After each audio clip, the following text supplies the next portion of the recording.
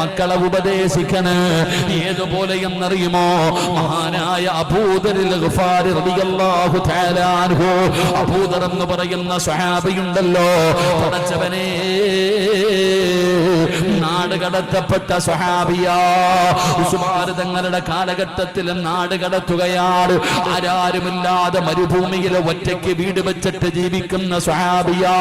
അയൽവാസിയില്ല, ആൾതാമസമില്ല, ഒരാളുമില്ല. ആ സ്വഹാബിയും തന്റെ ഭാര്യയും മക്കളും കൂടെ ജീവിക്കുകയാണ്. അല്ലാഹുവേ,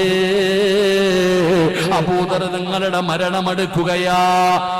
അബൂദർ തങ്ങളുടെ മരണമെടുക്കുകയാ. ഒരു വാപ്പയെന്ന് പറഞ്ഞാൽ ആരായിരിക്കണമെന്ന് ഞാൻ പറഞ്ഞു തരാ. ഒരു പിതാവെന്ന് പറഞ്ഞാൽ മക്കളെ ഉപദേശിക്കേണ്ടത് എങ്ങനാണെന്നൊരു ഉദാഹരണം പറഞ്ഞു തരാ. അബൂദർ തങ്ങൾ മരിക്കാൻ പോവുകയാണ്. പടച്ചവനെ തന്റെ പെൺമക്കളെ വിളിക്കുകയാണ്. 3 പെൺമക്കളാണ് അബൂദർ തങ്ങൾക്കുള്ളത്. 3 പെൺമക്കളെയും തന്റെ പ്രിയപ്പെട്ട ഭാര്യയെയും അടുത്ത് വിളിക്കുകയാണ്.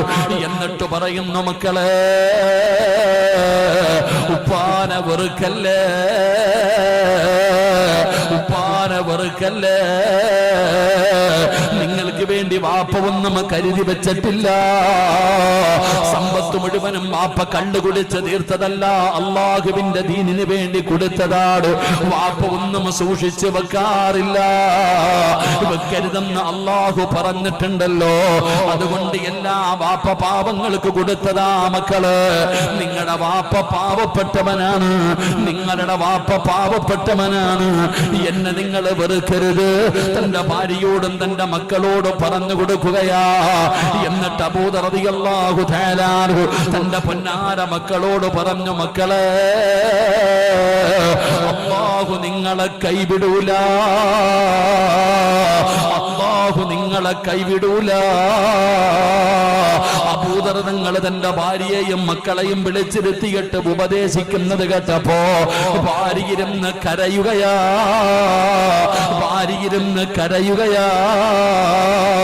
അബൂദർ തങ്ങൾ ചോദിക്കുന്നു, പെണ്ണെ, എന്തിനാ നീ കരയുന്നത്?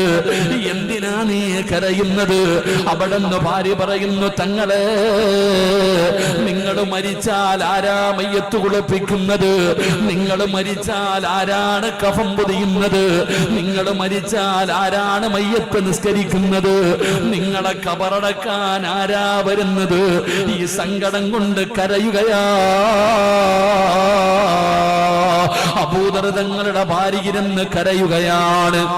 ആരാ നിങ്ങളുടെ മയ്യത്ത് കുളിപ്പിക്കുന്നത്? ഒരാളുമില്ലല്ലോ. ആരാ കബർ കുടിച്ച് കബറടക്കുന്നത്? മയ്യത്ത് നിസ്കരിക്കാൻ ആളില്ല. പടച്ചവനെ, എന്താണ് ആ രംഗമൂർത്തിട്ട് കരയുകയാണെന്ന് പറഞ്ഞപ്പോ മഹാനായ അബൂദറിൽ ഗഫാരി റളിയല്ലാഹു തആല അൻഹു തന്റെ ഭാര്യയോട് പറഞ്ഞു, പെണ്ണെ, സങ്കടപ്പെടണ്ട. എന്റെ മയ്യത്ത് ആര് കുളിപ്പിക്കും, ആര് നിസ്കരിക്കും, ആര് കബർ കുടിക്കും, ആര് കബറടക്കും എന്ന വിഷയത്തിൽ നീ സങ്കടപ്പെടണ്ട. അബൂദർ തങ്ങൾ പറഞ്ഞ മറുപടി എന്തെന്നറിയോ? നബി തങ്ങൾ എന്നോട് പറഞ്ഞിട്ടുണ്ട്, അല്ലാഹുവിന്റെ റസൂൽ എന്നോട് പറഞ്ഞിട്ടുണ്ട്, പെണ്ണ്, ഞാൻ മരിച്ചു കഴിഞ്ഞാ നിങ്ങൾ എന്റെ ജനാസ പൊതിഞ്ഞുകൊണ്ട് വഴിയോരത്ത് കൊണ്ടുവെക്കണേ. അബൂദർ എന്ന് പറയുന്ന പിതാവ് തന്റെ ഭാര്യയോട് അള്ളാഹിനെ കുറിച്ച് പറഞ്ഞു കൊടുക്കുകയാണ്. 3 പെൺമക്കളാ വാപ്പാ. ആ പെൺമക്കളോട് പറഞ്ഞു കൊടുക്കുന്നു, അള്ളാഹു നിങ്ങളെ ഒരിക്കലും കൈവിടൂല. ഞാൻ മരിച്ചാൽ എന്റെ ജനാസ കൊണ്ടുപോയി വഴിയോരത്ത് വെക്കണം. ഉംറ കഴിഞ്ഞു വരുന്നവരെ കാണാ, ഉംറ കഴിഞ്ഞു വരുന്നവരെ കാണാ. അവരോട് മാറി നിന്നിട്ട് വിളിച്ചു പറയണം, അല്ലാഹുവിന്റെ റസൂലിന്റെ സ്വഹാബിയാ. അവരുടെ കയ്യിലിരിക്കുന്ന ഇഹ്റാമിന്റെ വസ്ത്രത്തിൽ എന്റെ കഫം പൊതിഞ്ഞിട്ട് കബറടക്കാൻ വിളിച്ചു പറയണേ മക്കള്. അബൂദർ റളിയല്ലാഹു തആല അൻഹു പറഞ്ഞു കൊടുക്കുകയാണ്, ലോകത്തോട് വിട പറയുകയാണ്. വാപ്പ പറഞ്ഞതുപോലെ പെൺകുട്ടികൾ വാപ്പയുടെ മയ്യത്തെടുത്തുകൊണ്ട് വഴിയോരത്ത് വെക്കുകയാണ്. അതാ നോക്കി നിൽക്കുകയാണ്. പെങ്ങളെ വരുന്നു, പെങ്ങള്. 70ഓളം വരുന്ന ഒരു സംഘം വരികയാണ്.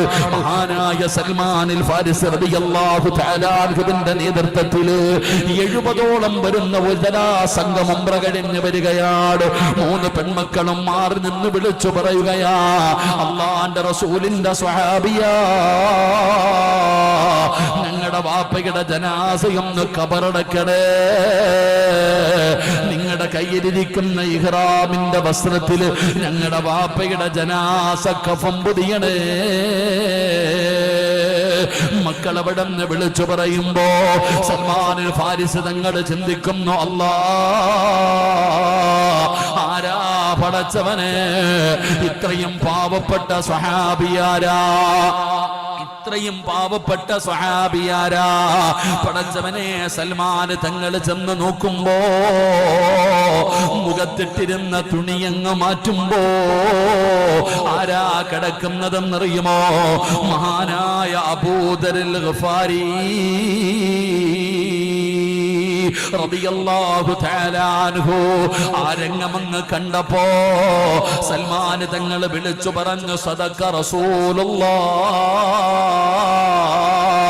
മുത്തുനബി പറഞ്ഞത് സത്യമാ, മുത്തുനബി പറഞ്ഞത് സത്യമാ.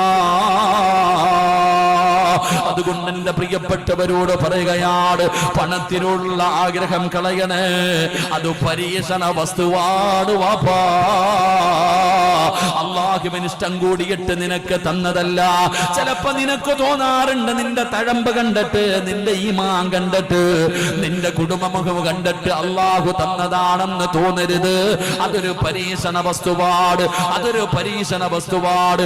അള്ളാഹു നിനക്ക് സമ്പത്ത് തന്നിരിക്കുന്നത് നിന്നെ പരീക്ഷിക്കാനാ. അതുകൊണ്ട് പണം ഒരുപാട് കിട്ടുന്നത് നല്ലതാണെന്ന് കരുതരുത്. പടച്ചവരെ, പ്രവാചകന്മാരിൽ ഏറ്റവും അവസാനം സ്വർഗത്തിൽ പോകുന്ന നബിയേതാ? 1,24,000